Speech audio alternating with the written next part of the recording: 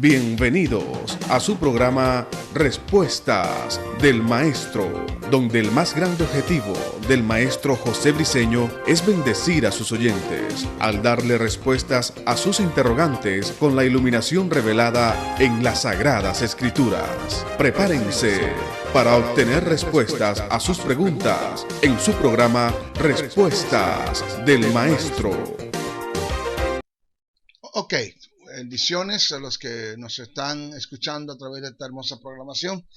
Desde Venezuela les saluda el maestro José Briceño en su programa Respuestas del Maestro. Me hacen una pregunta desde Ámsterdam. Maestro,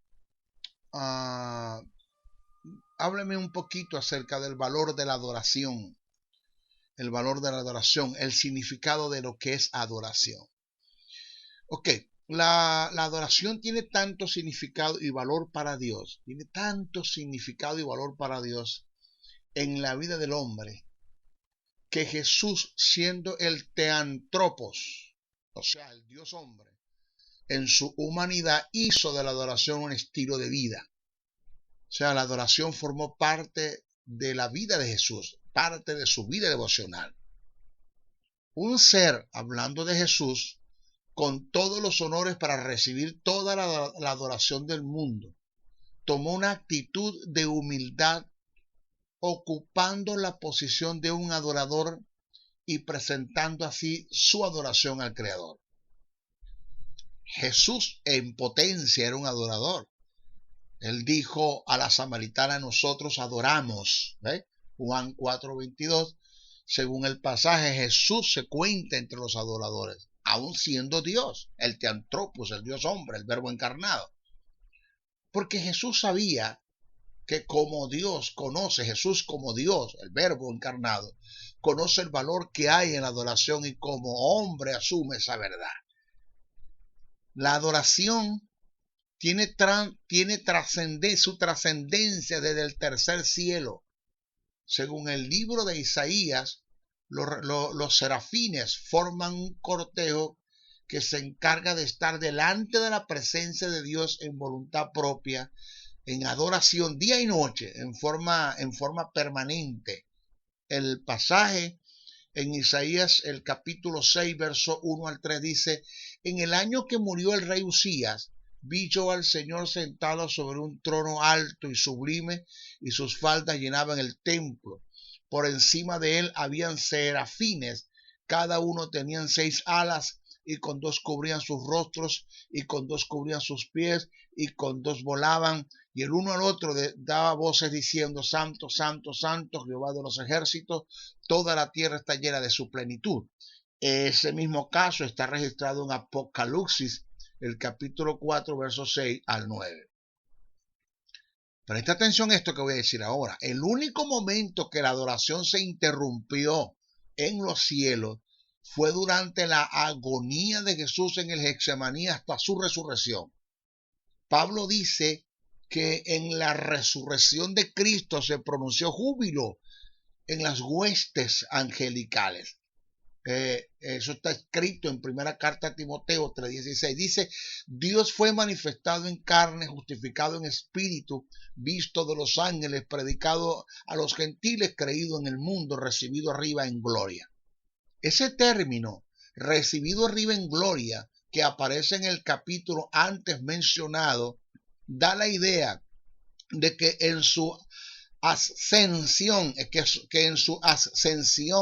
se manifestaron júbilos con gran algarabía, proclamando la victoria que obtuvo Jesús sobre la muerte y las tinieblas, condición que anteriormente había dejado un silencio y una tensión en la esfera celestial. Dicha ascensión rompió con el silencio, dando lugar a una celebración y júbilo. Ahí usted puede ver cómo tuvo la adoración detenida desde el Getsemaní hasta la resurrección de Cristo. Entonces, para corroborar lo antes dicho, las Escrituras dan testimonio que al nacer Jesús en la ciudad de Belén fue motivo de alabanza y de gran gozo para los ángeles. Todo lo contrario cuando se produjo en él la muerte, dándose lo que llaman la ley del antonismo. Lucas capítulo 8, versos 2 al 14 dice: había pastores en la misma región que velaban y guardaban las vigilias de las noches sobre su rebaño. Y aquí se le presentó un ángel del Señor y la gloria del Señor los rodeó de resplandor y tuvieron gran temor. Pero el ángel les dijo: no temáis, porque aquí os doy nuevas de gran gozo, que será para todo el pueblo, que os ha nacido hoy en la ciudad de David un Salvador, que es Cristo el Señor. Esto os servirá de señal: hallaréis al niño envuelto en pañales, acostado en un pesebre. Y repentinamente apareció con el ángel una multitud de las huestes celestiales que alababan a Dios y decían: gloria a Dios en las alturas. Esa es la gloria y el algarabío que se dio en el nacimiento de Jesús. Pues usted cree que se puede dar en la muerte, todo lo contrario.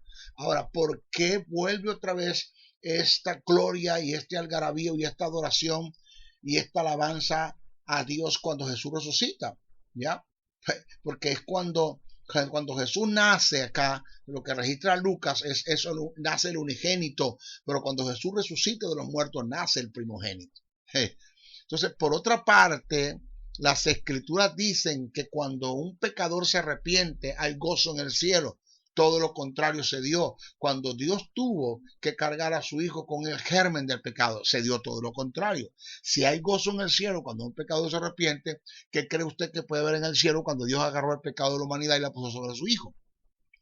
El texto en Lucas 15:7 dice: os digo que así habrá más gozo en el cielo por un pecador que se arrepiente. ¿Qué cree usted que puede suceder cuando Dios puso sobre su hijo todo el pecado? El apóstol Pablo entendió esta verdad concerniente a la trascendencia de la adoración y la dignidad que tiene Dios de ella, que dejó establecido en alguna de sus cartas en forma imperativa la disposición voluntaria de parte del creyente a la adoración hacia Dios, en forma voluntaria, porque la adoración no es algo que se impone, es algo que se expone. Yo enseño, te puedo enseñar cómo adorar, pero de ti depende el que lo haga, ¿ya? Dice en Romanos 12:1: así que, hermanos, os ruego por la misericordia de Dios que presentéis vuestros cuerpos en sacrificio vivo, santos, agradables a Dios, que es vuestro culto racional. Si este pasaje nosotros lo tomamos de la versión amplificada, lo dice de la siguiente manera: por lo tanto, mis hermanos, mediante las intensas misericordias de Dios hacia nosotros, ofrézcanse a Dios como sacrificio vivo, dedicados a su servicio, agradándole a Él en todo. Esta es la verdadera adoración que deben ofrecer. Fíjese, como lo dice la versión amplificada, un poquito más clara el asunto. El escritor a los Hebreos corrobora en forma imperativa, no impositiva, imperativa, la disposición que debe tener el creyente en adoración hacia Dios. El texto dice en Hebreos 13:15: así que ofrézcanse siempre a Dios por medio de Él, sacrificio de alabanza, es decir, fruto de labios que confiesen su nombre.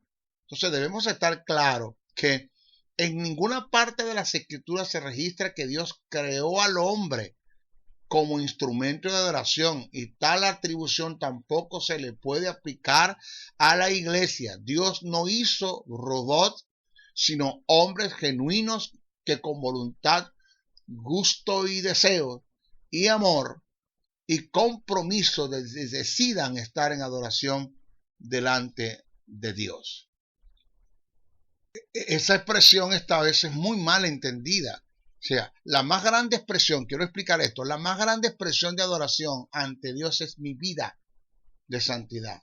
Pero soy yo el que debo de proponer mi adoración. Dios a mí no me obliga ni a adorar, ni me hizo para que le adore.